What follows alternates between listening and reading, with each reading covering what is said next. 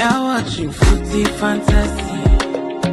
It is your steady thing, go meet your football needs. Banter from rivalries, he sure you go receive. From EPL to Champions League, your eyes go see.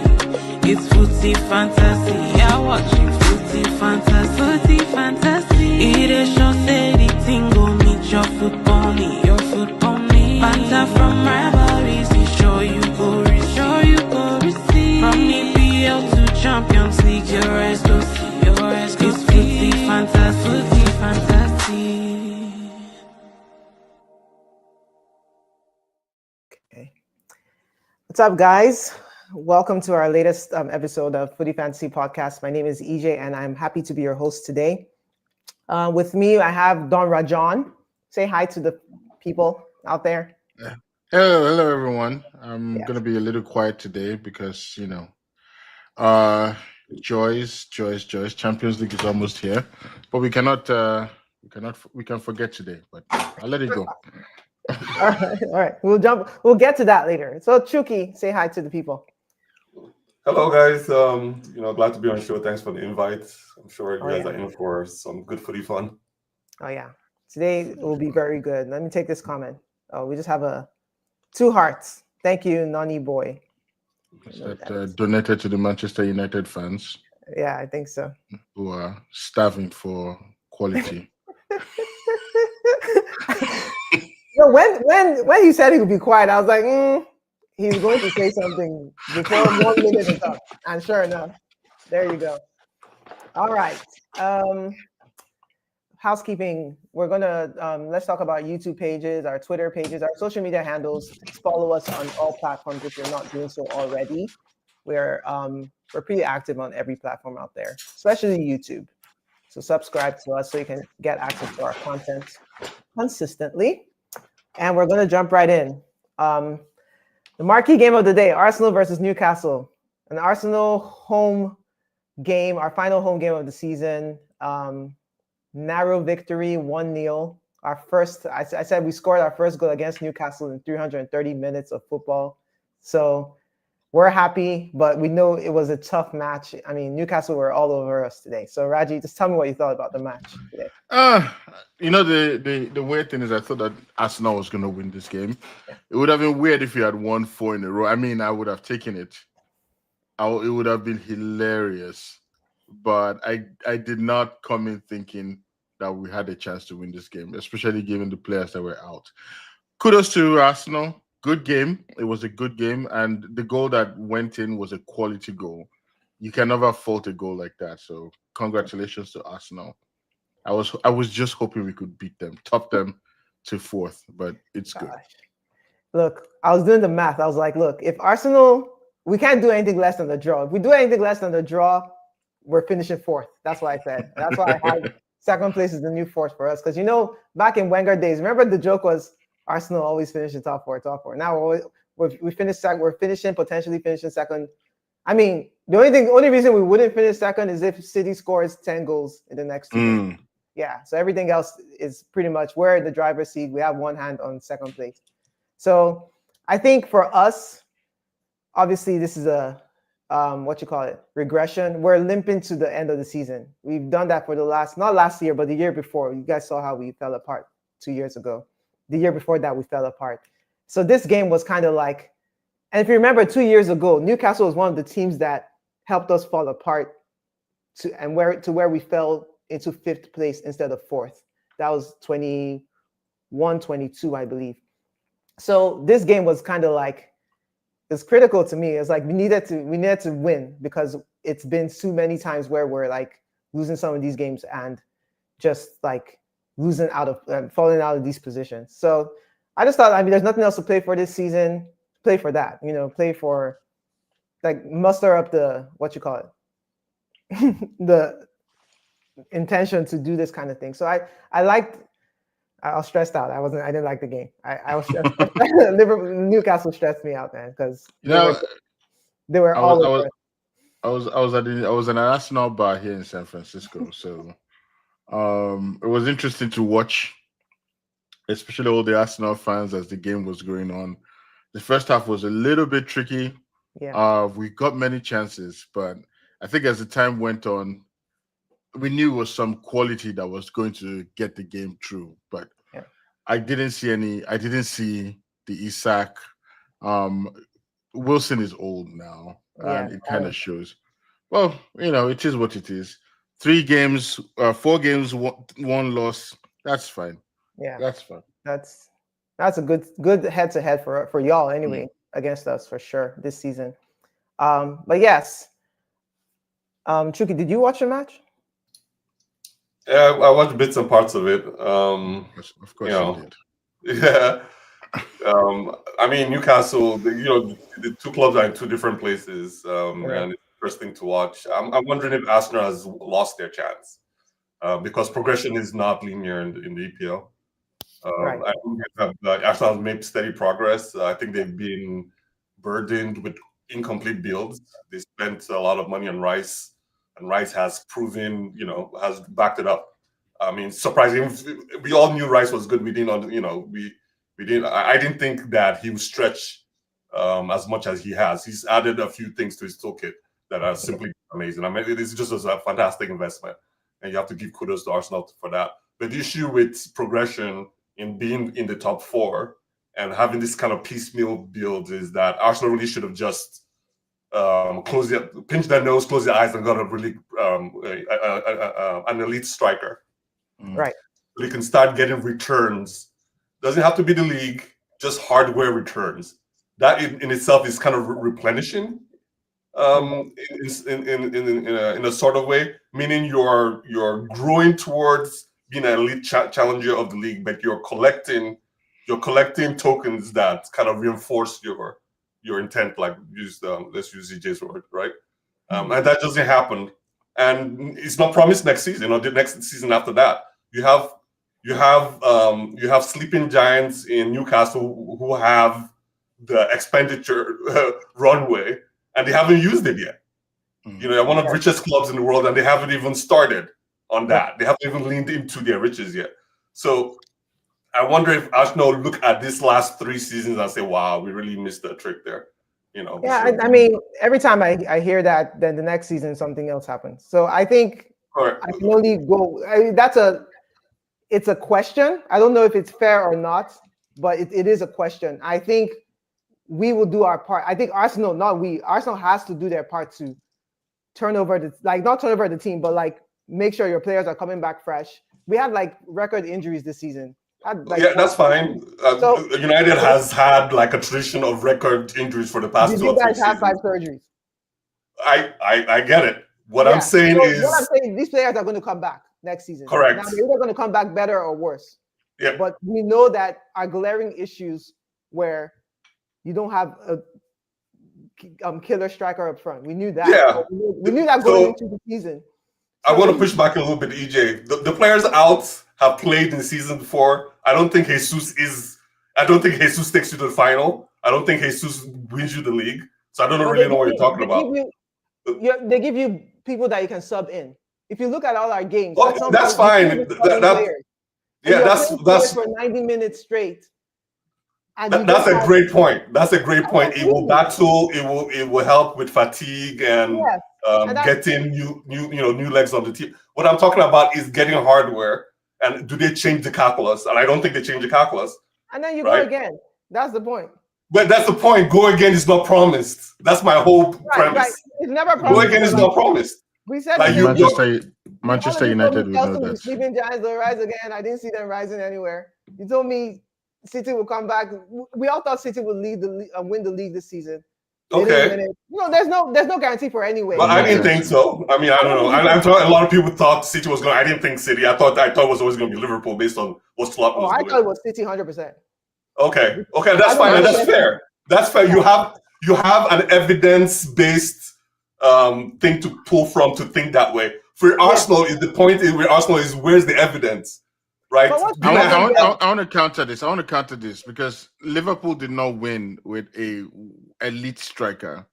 They did not win with an elite striker. You don't need an elite striker. Wait, hold on. They won the Premier League. They don't have an elite striker. Okay.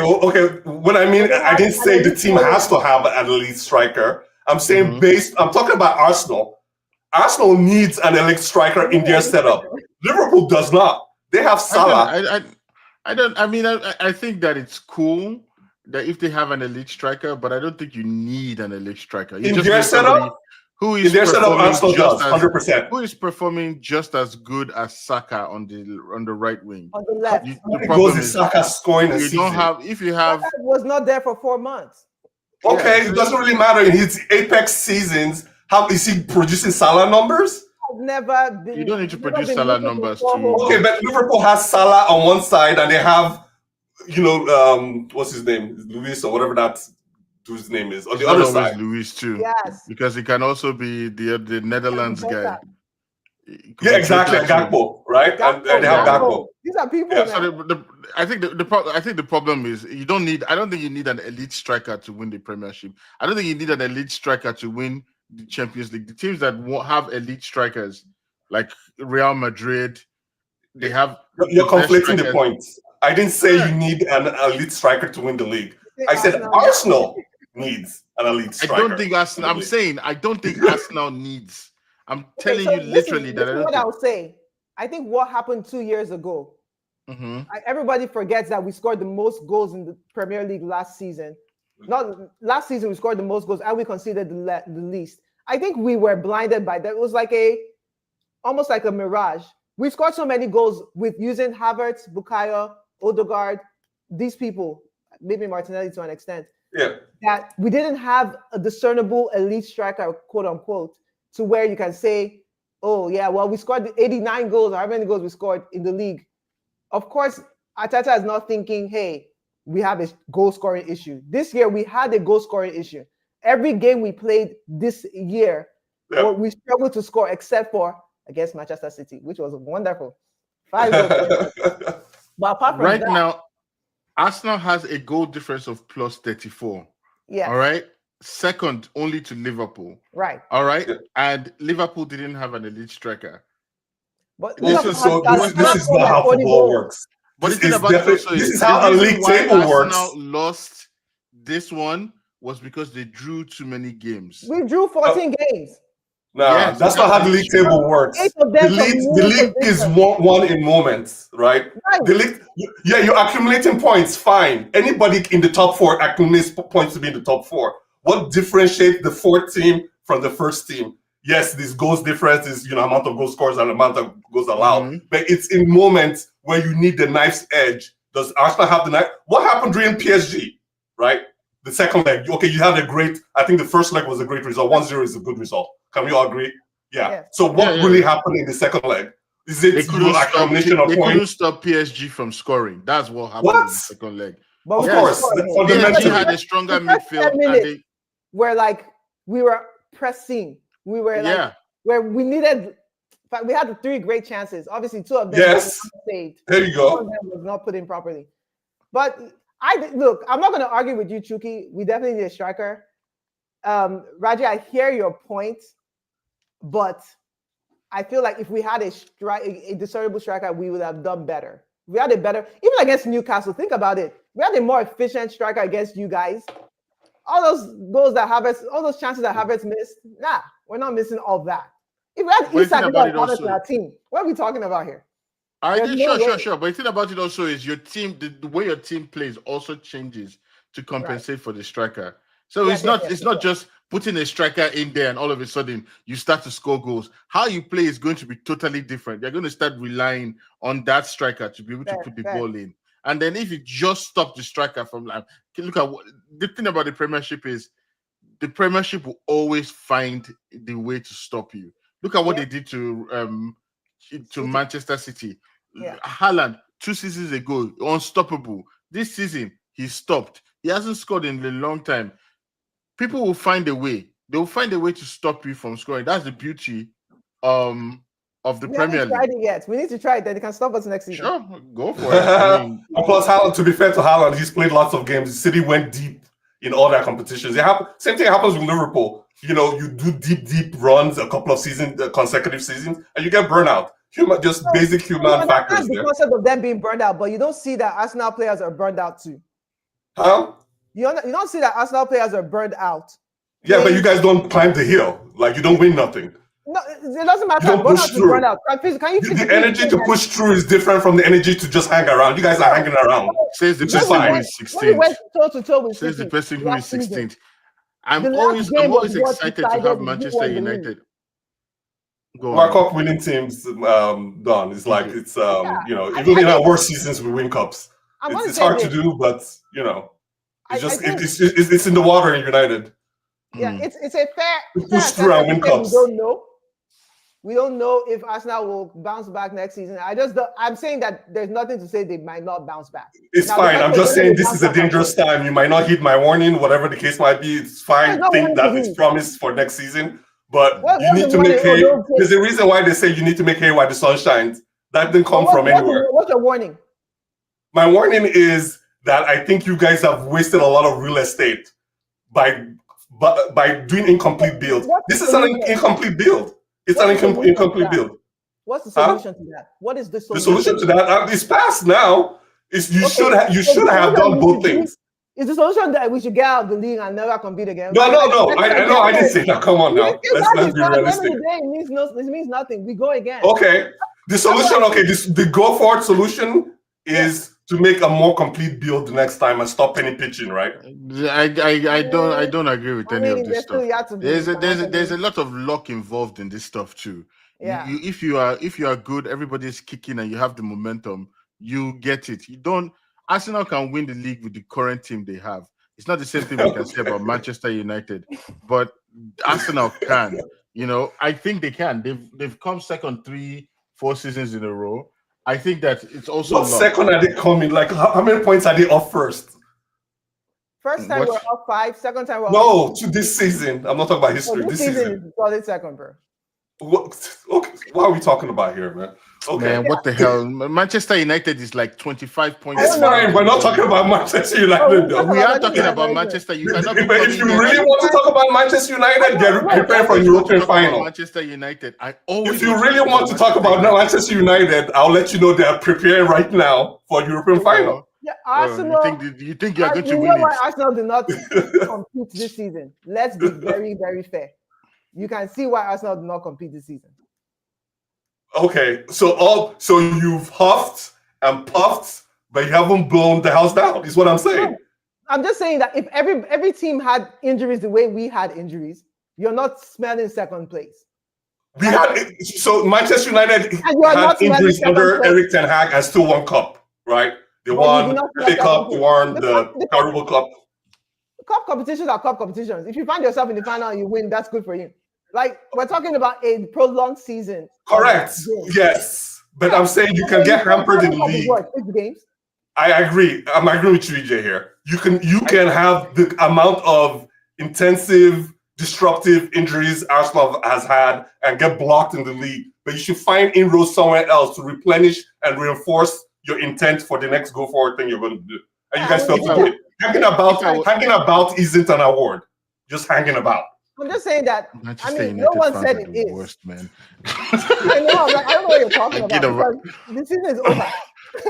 Arsenal came second. You are the one now. It's good. It's good they're coming second. But at the end of the day, if Arsenal, you have something to show for. You have to have something to show for. I'll give you this. What Arsenal needs is beyond striker. You can get the same amount of depth by improving your wing backs, which is one of your problems, and your left wing side. You would improve significantly if that was the case. You won't need a striker because you will be creating chances, and anybody could just be tapping it in. That's the thing. You don't need a striker. You need a striker in a situation where you have a very robust defense against you, and you need somebody who can create something out of nothing.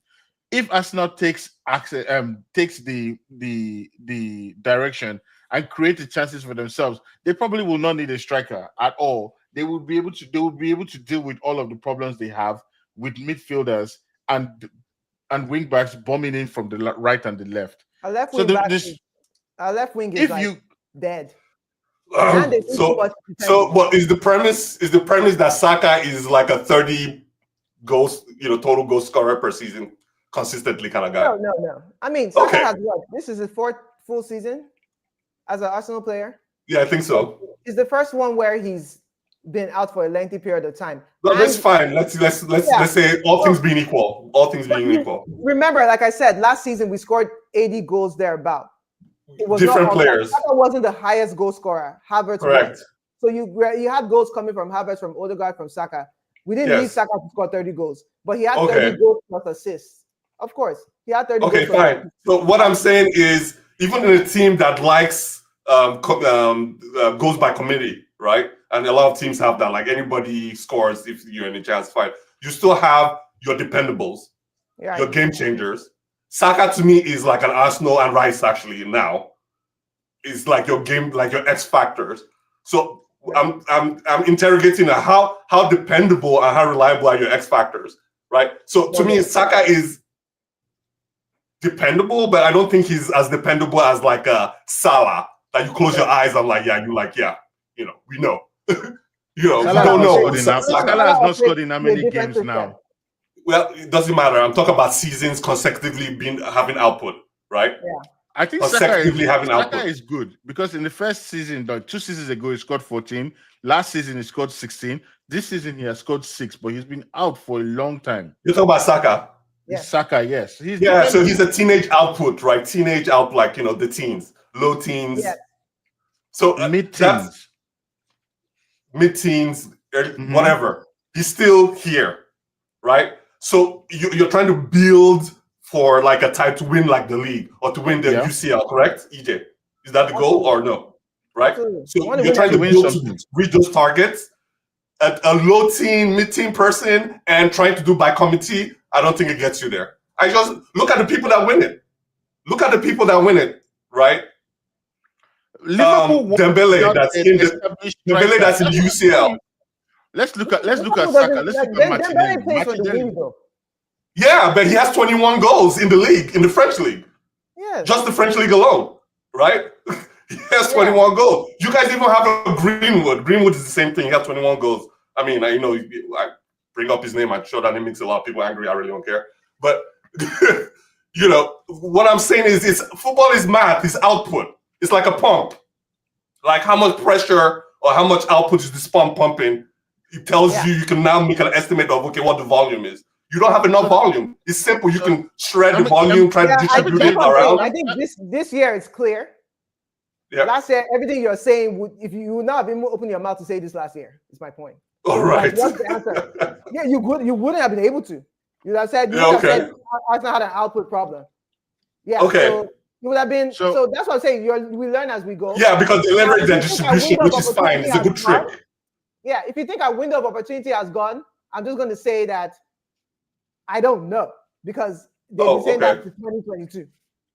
And every year it's like, well, your window of opportunity is going next year. Well, it's going next year. And obviously the window of opportunity hasn't come because we have not won. But I think the answer is to regroup, see what you did wrong. We changed our our Edu guy. Edu is who's he to us? Either the director, sports director. Yeah. So we changed him. We have a new guy. We have hope. I think the Arsenal fans should just be like this. Look, if we don't get a forward player, I think we need someone on the left wing and a striker. So I agree with you there, Chuki. I think we need someone a bona fide striker. Like you said, most teams are playing with someone who's like inspires fear in the opponent. We need one of them two things. And then, they're also going to buy someone for the back line. Trust me. We always buy a left back. All right, left back get injured. We're going to buy another left back. Something, sell some people. I think, anyway, I'm not going to talk about, we'll have a season where we talk about Arsenal, summarize Arsenal season. I think we just go again. I don't see City bouncing back, now they're going to be the favorites immediately. I don't think that's happening immediately. We'll talk they still have Pep, they still have money, and they still have influence in the league. They're not going to probably get charged. They spent 200 million, and at the end of the day, they're still drawing and losing games. So if they don't get relegated, they're not guaranteed. Is my point. Liverpool. We're going to expect. We'll see. I don't have any faith in the league coming hard on City at all. Like this, I think they're all corrupt. I'm just saying that, we're talking about who's bouncing back to come and take over. Yeah, is Liverpool going to get weaker? I don't know. Is Newcastle going to learn how to ride his bike that they've never seen before? I don't know. Look at this guy. What do you mean bike that you've never seen before? What the hell are you talking about? You know, Look, it's time for people to start dropping off the cliff. Kevin De Bruyne falling off the cliff. Who's next? Salah, cliff. but they have the influence and they have the money to buy. Is what I'm saying. Oh, that's Who, fine, but Newcastle? they signed them to new contracts. No. So Talking City. Liverpool has been signed them two old people to new contracts, Van Dijk and Mo Salah, and it's time for them to be cliff divers next season. Watch. All right, let me quickly take I don't think Liverpool has it in them to win. 400 million a month for Salah for next season. Yeah. That guy, they're all joking themselves. It's cool. All right, we spent 25 minutes talking about this, but let me take this comment. One last point, real quick. Go on. We're talking about outputs, right? On the right wing, Saka has scored 16 goals, 14 goals. On the left wing, we are seeing Martinelli with 4 goals and 6 goals in seasons. And then you have the Calafiori guy on the left back position who has been injured for a significant portion of this season. Yeah. The left wing is just not doing it for Arsenal. At all. And if you watch how Newcastle plays, the right backs are the most important players in the squad. And anyway, it's all good. Yeah. Yeah, if Martinelli scores 13, 14 goals, you'll still not get in there. So, okay. Well, we need him, though. We need at least... No, if he scored 13, 14 goals, it could have been the difference between drawing the game and winning the game. Yeah. That's 7 goals. But you have to think about 13. The distribution of the 13, 14 goals could be in different places. Right, obviously. It could be the league, it could be in clubs. So, 14... We lost 8. We drew 8 games from winning positions this year. 8 games from winning positions. Okay. If we had won those 8 games, we're not talking here. We're just sounds like a defensive problem as well, right? Yeah, that's literally what I've been saying. That's what I've been saying. If Arsenal improves the depth of their midfield and their defense, especially that left side, Arsenal would be in a stronger position. It doesn't matter whether they have a striker or not. They would find the goals in other positions. Anyway. It's fine. Time will tell. It's all good. But guess who has the lowest amount of goals conceded still?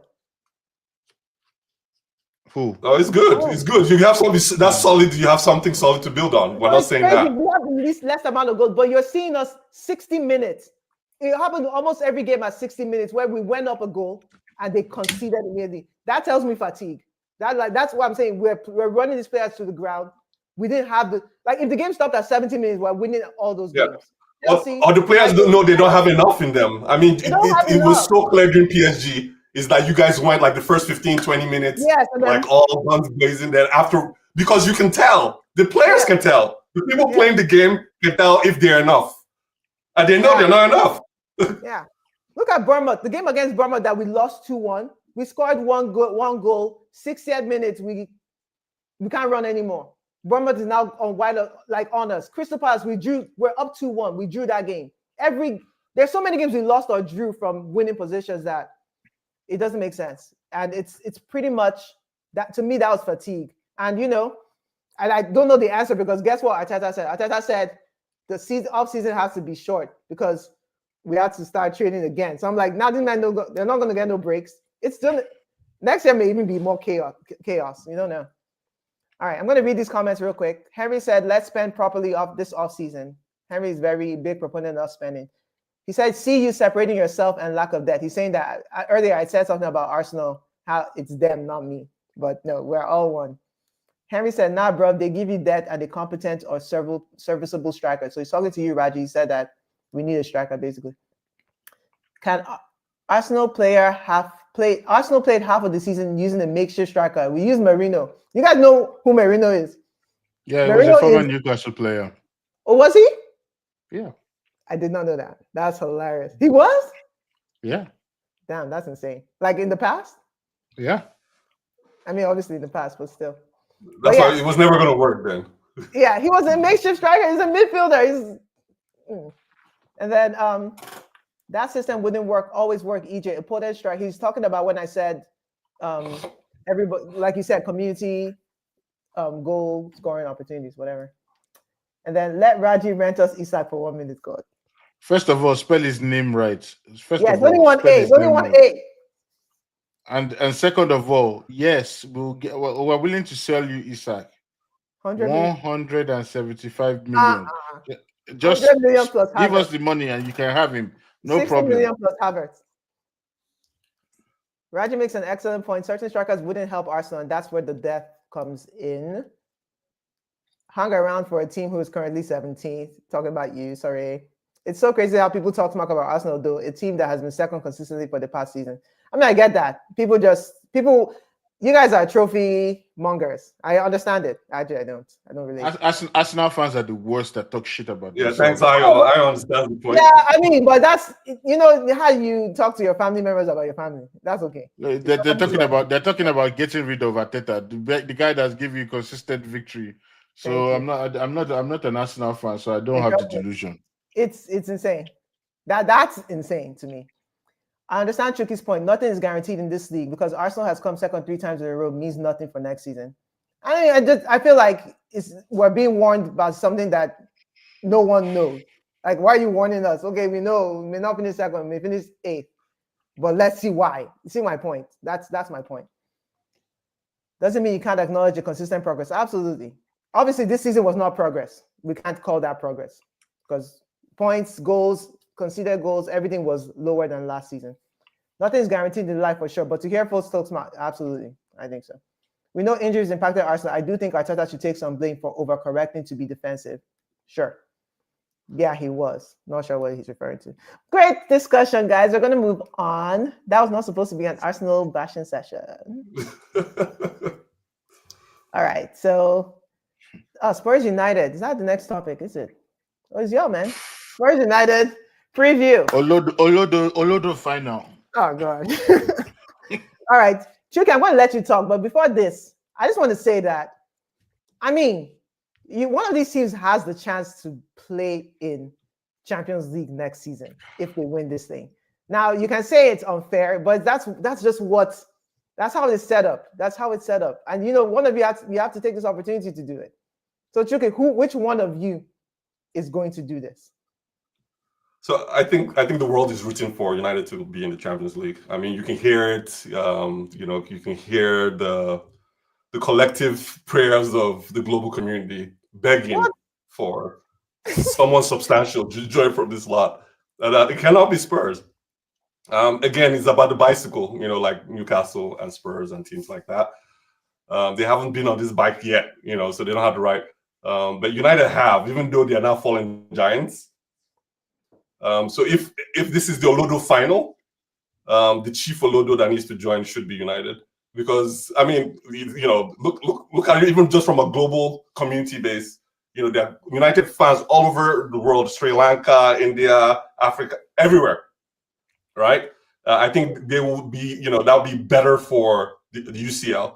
I think UEFA is now scheming to make sure that Spurs loses this. Why would you say that? In terms of how? Because they want Spurs in their time.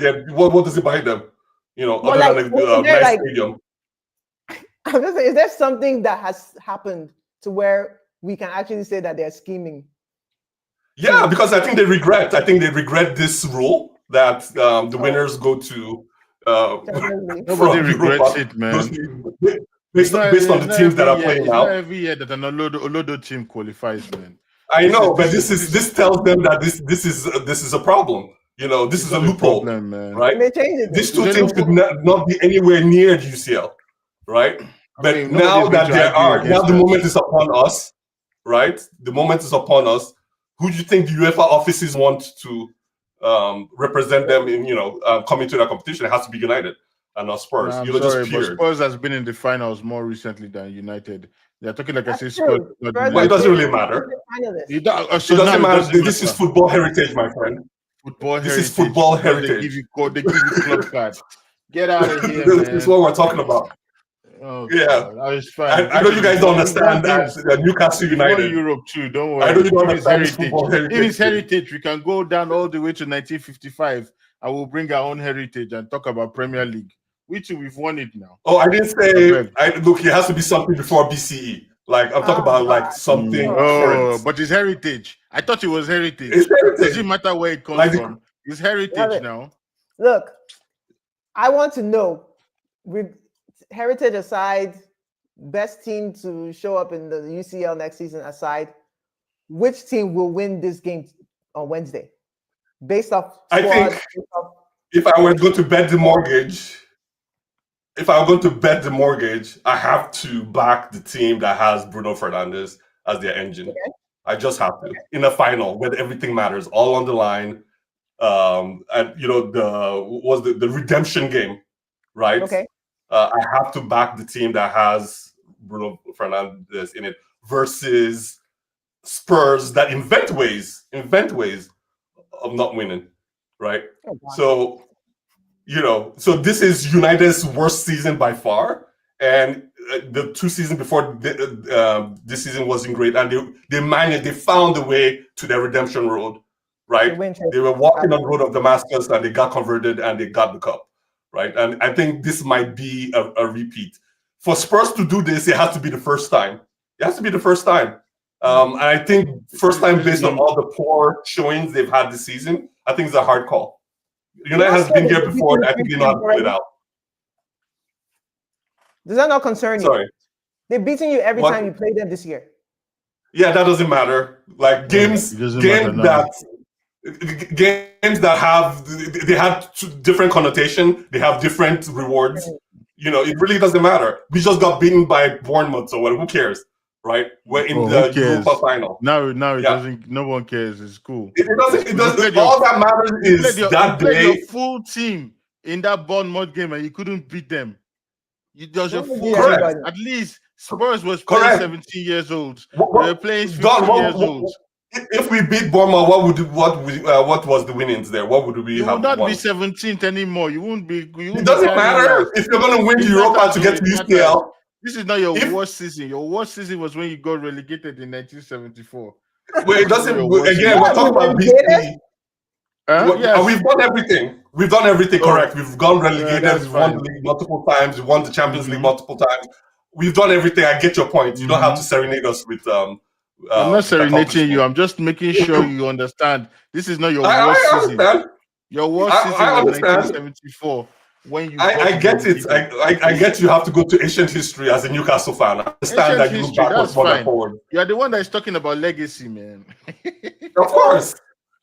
This is about football heritage. And the football heritage is United and Spurs will come together and they're going to play in the European final. EJ's question was who in the most reasonable estimation of who's going to win that game. Anybody can say Spurs just because they like to hate watch United. But let's be clear. All the variables fall in United's favor. All the variables, the mental variables, the physical variables, historical variables, the player variables, everything. I think United will meet the moment. That's just me.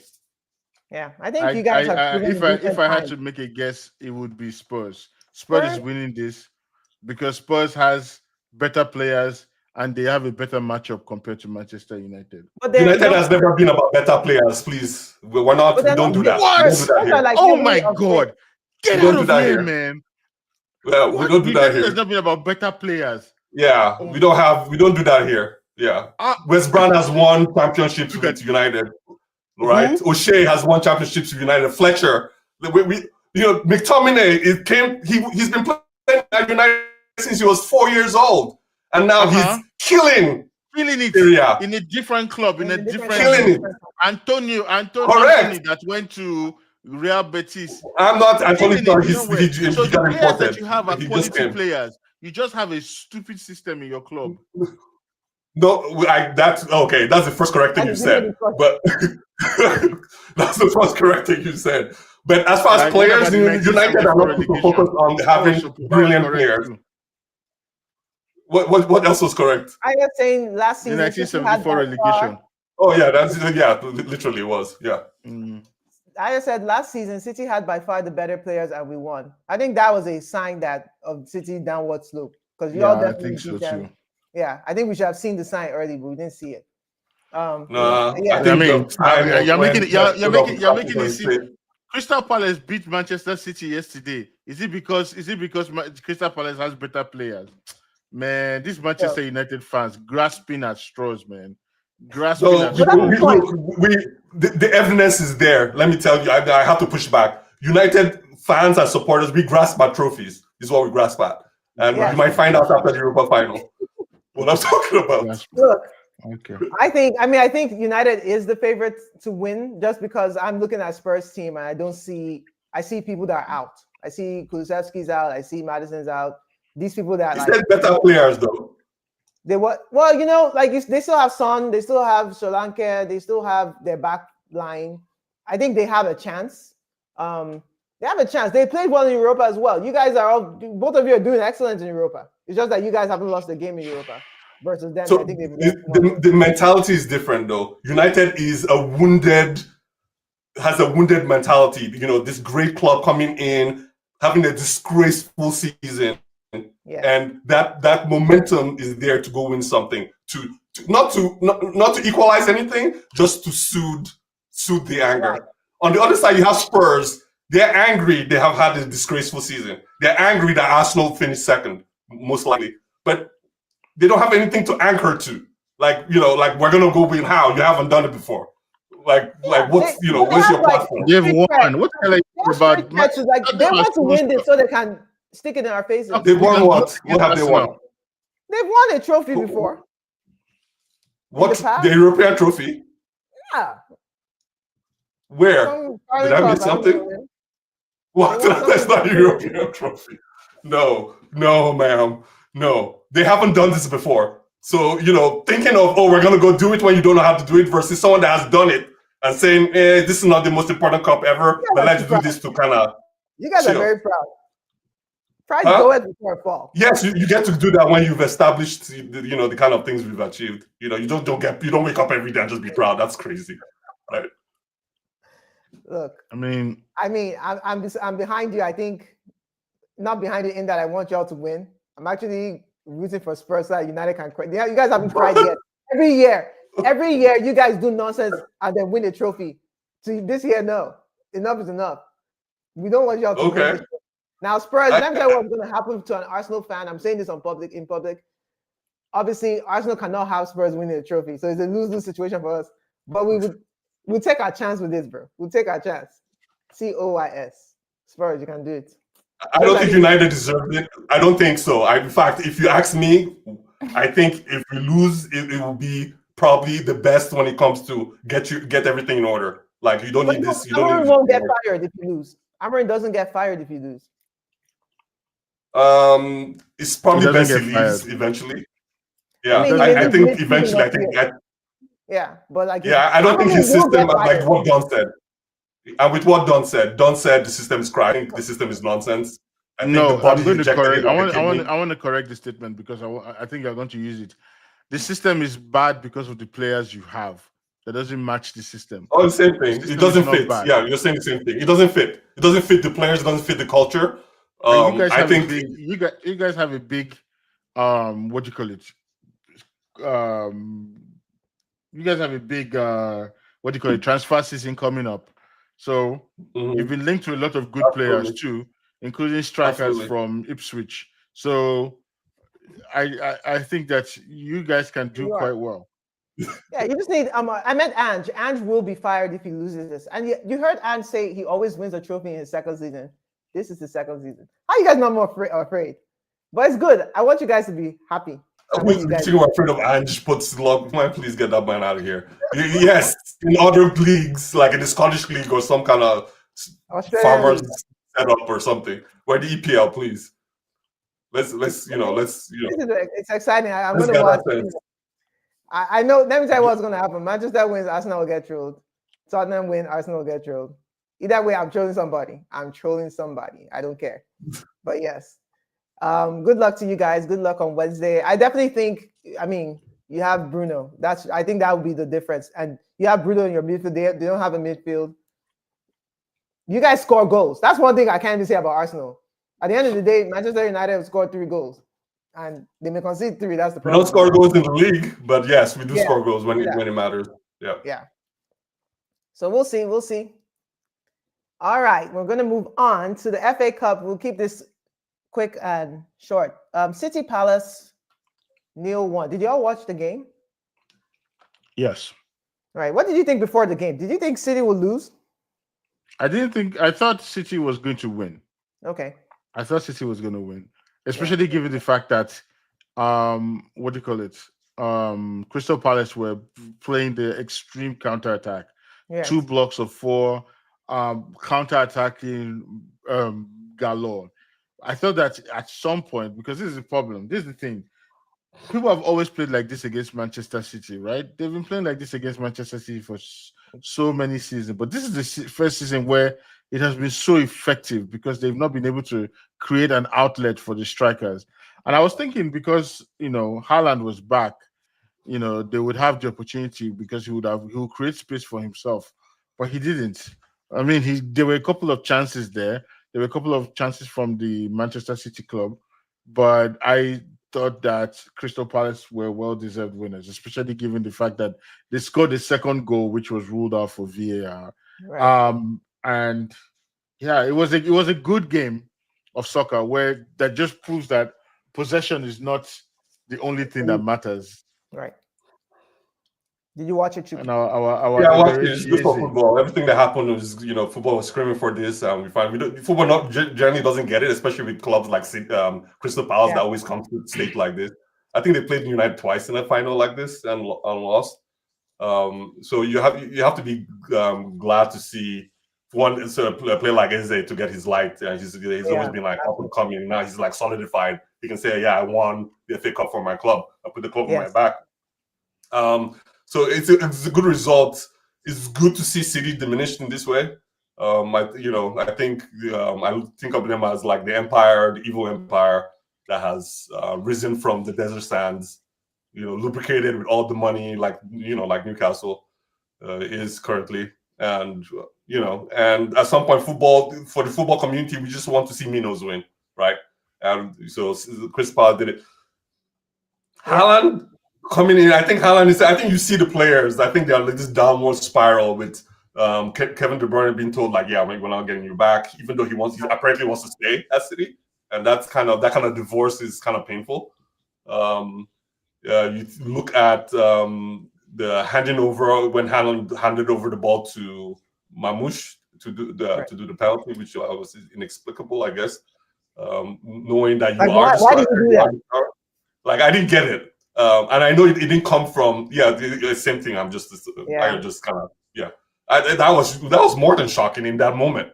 And I'm looking at the sideline. I'm seeing that Pep didn't signal it, which was a little bit more interesting because sometimes the coach will say, "Hey, based on practice or whatever, switch." What made it even more shocking that it had to go through the VAR review and Haaland was clutching the ball for quite a long time. If you're not the guy that's going to take it, you have to relinquish that ball way earlier than he did.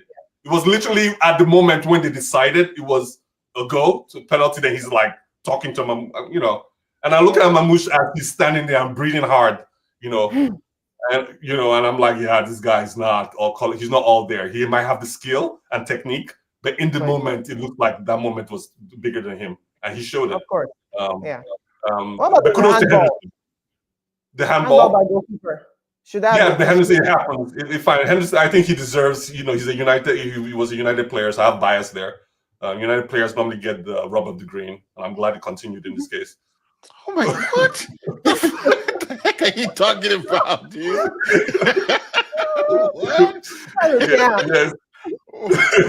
Yes. But he's gone through. I know his story. He's gone through a lot. He was promised the starting position. But letter of the law.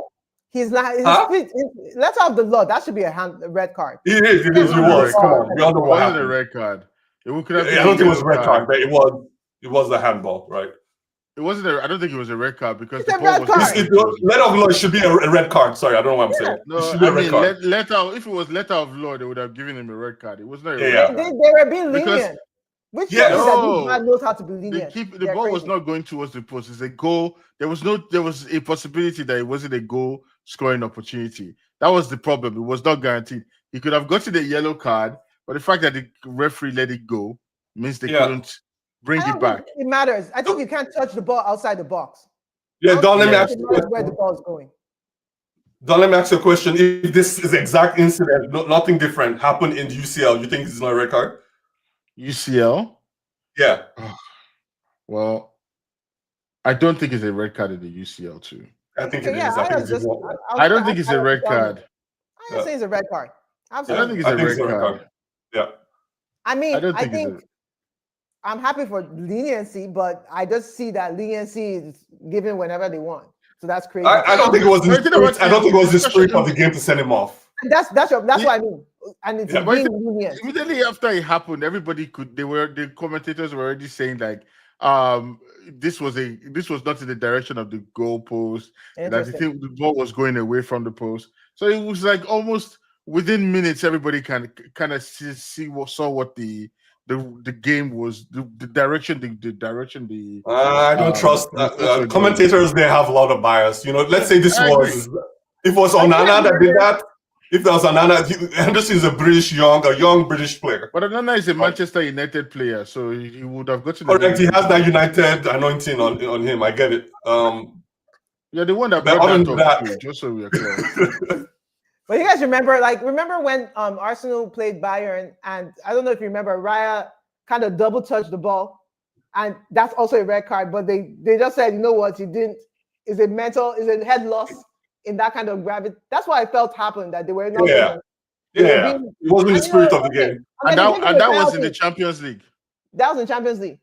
Yeah. So they gave these guys a penalty. They thought they could help them erase that. And they didn't erase it. Yeah. So to me, once I saw the penalty happen, I was like, okay, we gave you a chance to redeem that non-call. And y'all didn't take it. Yeah. So Crystal Palace deserved winners, like I was saying here. Great underdog story. Completely. You could have woken them up at the beginning of the season and said, will you win this? They will say no. Not even that they believe. They will have just said, we're not winning anything. We're just playing for. I'm not sure what these middle table teams play for. We're just hanging around. They're hanging around. But now they've won this trophy, and it's a prestigious trophy, and then they've not won anything ever. So, excellent story. It's a great story. Yeah, I'm going to say this. The thing that interested me after that game finished was the question of this financial fair play and how it's equalizing all the clubs. Because it's crazy. If you had asked me 5 years ago who would be in the top 5, I would never have guessed it would be Aston Villa, Nottingham Forest, Newcastle, Chelsea, Arsenal, and Liverpool battling it out for Champions League. Right. So there is something to be said about this financial fair play scenario where the English clubs are a lot more competitive than what you get in every other region. And it's interesting to see. And that dominance where the English Premier League is beginning to manifest itself in Europe. Because now we have all the way down to 10th position going into Europe next season. Oh, yeah. They're going to Europa League. Yeah. So it's very, very fascinating. I think the other side of that, I think that brings up a good point. But just from a coaching perspective, I think that has some play, but I think what at the end of the day, I think is resources. And if you want to follow performance, you follow the resources. Like back 10, 15 years ago, there's just a few talents that were like shining elsewhere. So for example, Bayern still does this. The big clubs still do this. They just look around them and just pick, the best talent, like, the Berbatov and the Cantonas and the Robin Percy's, just pick and you do your thing. But now the amount of talent that's dispersed through the world is tremendous. You can go to like a third tier team and see like a gem, like see where Haaland came from, see where Šeško came from. You see what I'm saying? Like it's more. Before it used to be just a few, and the big clubs just get them and that's it. Yeah. Every time you look at Brighton, you see like 3 or 4 players that you say, yeah, these guys can come. Right. I don't quite agree with it. I think the talent always existed. I don't quite agree with that. Not in this volume is what I'm saying. There's a difference in volume. Like the academies are different. The way that the ability to upskill players are different. Their use of analytics to kind of round off their players and grab players. The network is different. Like at my son's game, my son plays select soccer here. They have Valencia and Arsenal youth. What do they call them? Scouts there. In the United States, in a random town in Pacific Northwest United States. So will you let your son play for Arsenal? What did you say, Jay? Will you let your son be scouted by Arsenal and play for them? I think he has enough sense than that, but I'll let him be. Let it be. He likes United City. The kids today, they are kind of all over the place. They don't have like the singular team yet. And he's just 10. When they bring the check, the first thing he'll say is, "It's always been my dream to play for Arsenal." Correct. All right, I'm going to move on to the next topic. All right, should the offside rule be changed after the Awoniyi incident? So you guys know what happened to Awoniyi? Yeah, he ran into the post. Yeah, I don't think so. Okay, what's the rule? First of all, the rule is that you hold the flag until the play is over. Yeah. Okay. Even not necessarily. if the offside is that obvious, I feel like you call it. I just don't understand why we have to complete the play. That needs to be changed. I think offside in general needs to be changed. I think that rule. There's a lot of iterations, and people have. FIFA goes through like educational conferences where you have Alex Ferguson, Arsene Wenger. They all come in and say what they think about the offside rule, and so you have top people in the game that play the game that understand all the pain points, advantages of offside. Talk about it, but I think they need to simplify it. Okay.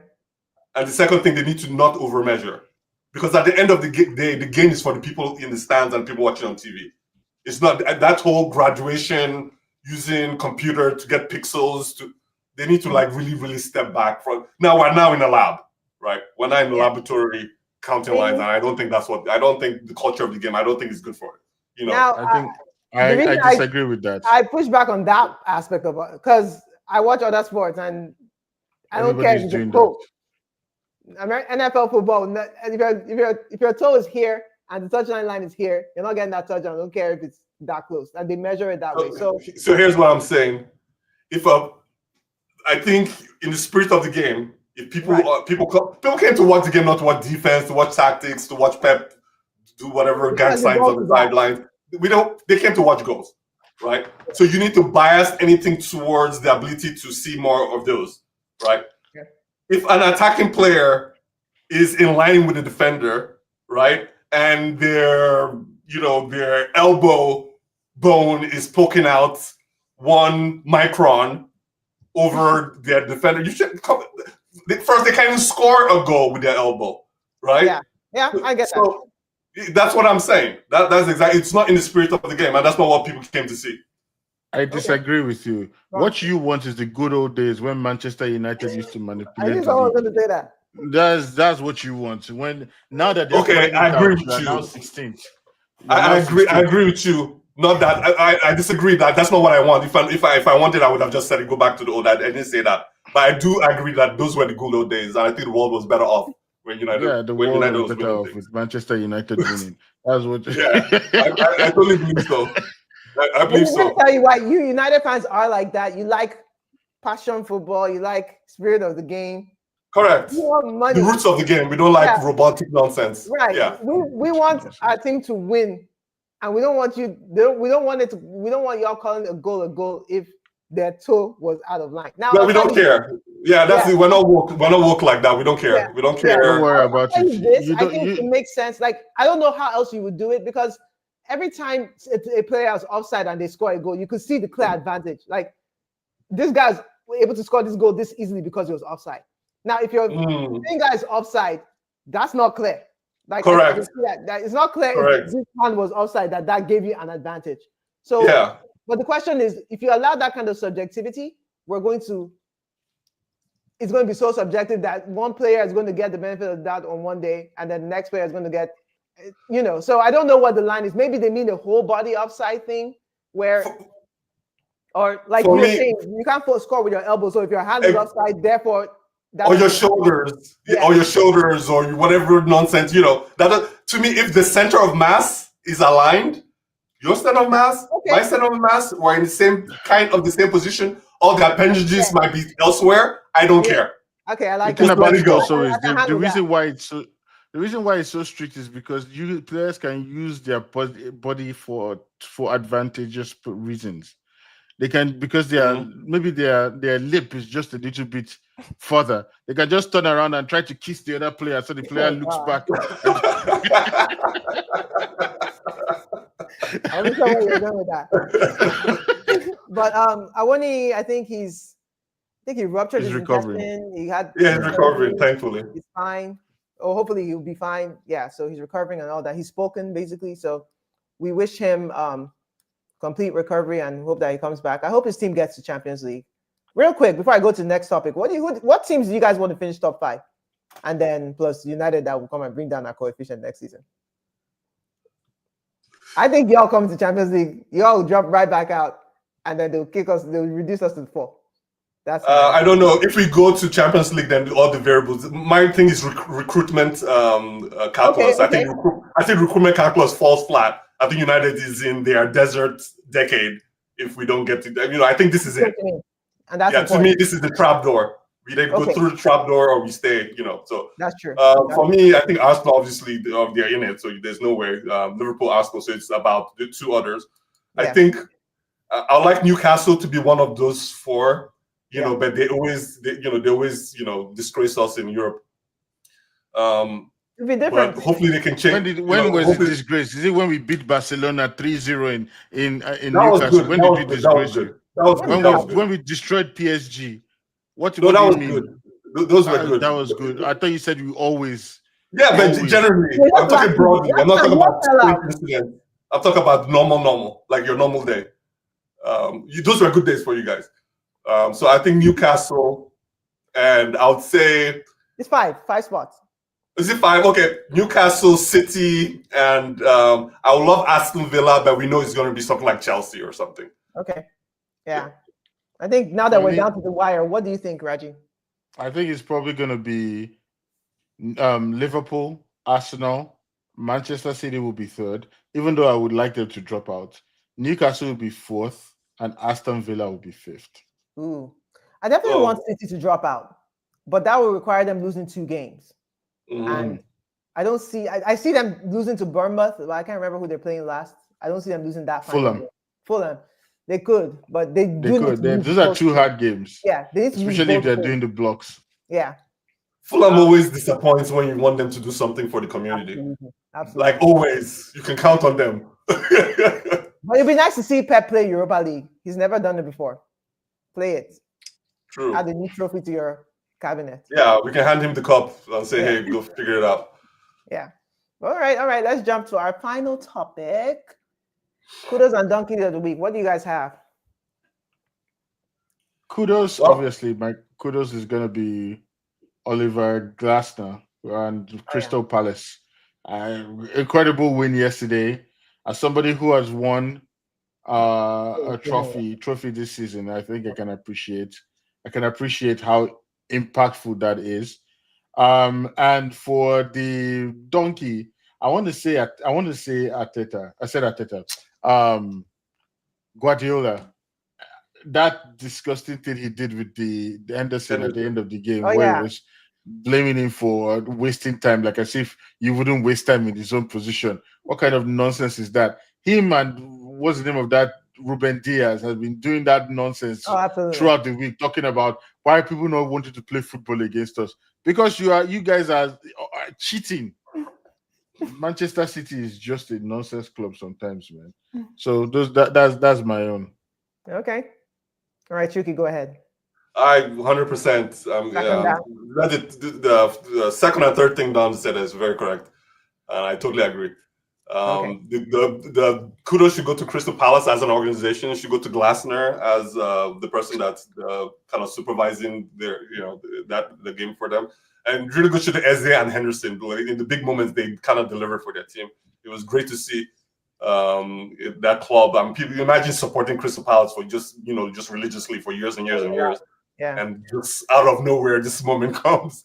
It's like, that's what the game is about, even though it's very commercial now. It's nonsense. But, at the end of the day, we take those trinkets. And that trinket was kind of delivered for Crystal Palace. So that's kudos.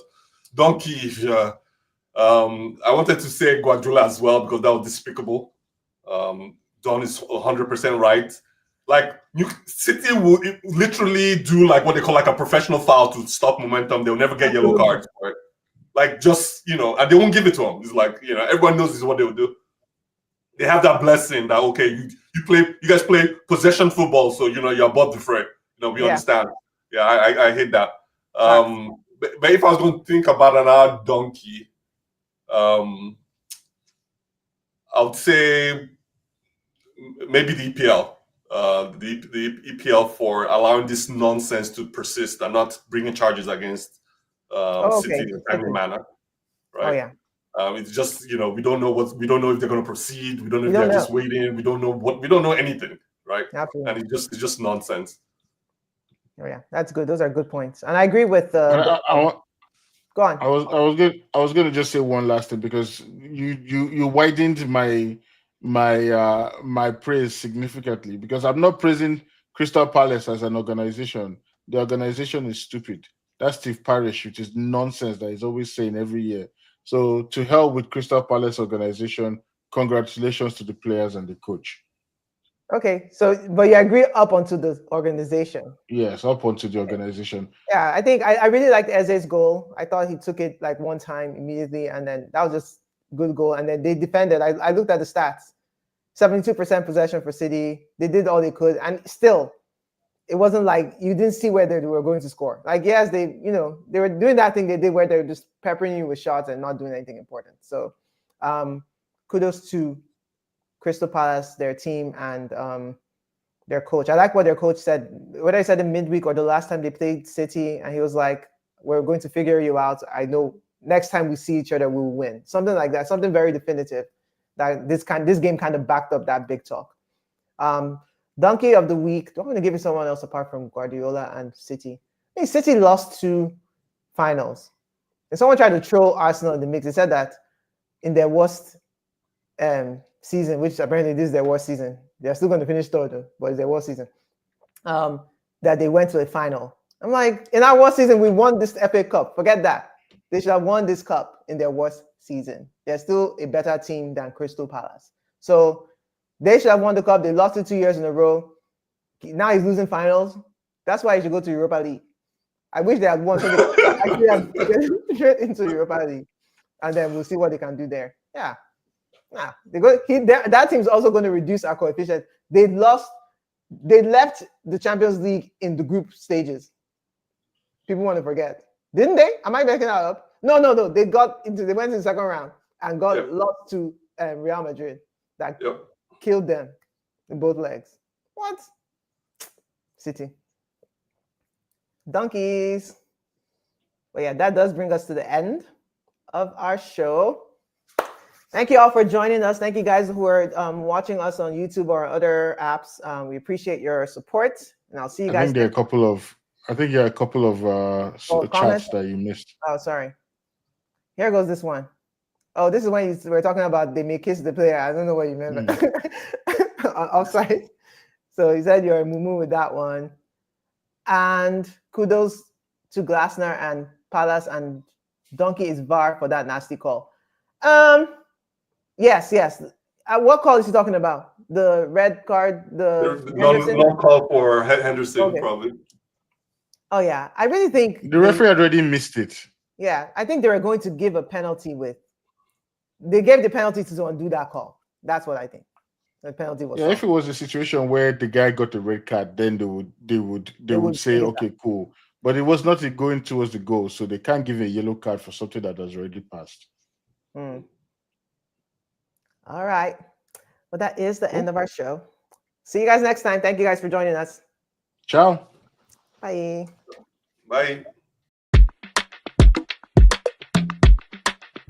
You're watching Footy Fantasy. It is your city thing will beat your football needs. Banter from rivalries, he sure you go receive. From EPL to Champions League, your eyes go see. It's Footy Fantasy. You're watching Footy Fantasy. Footy Fantasy. It is your city thing will meet your football needs. Your football needs. Banter from rivalries, he sure you go receive. From EPL to Champions League.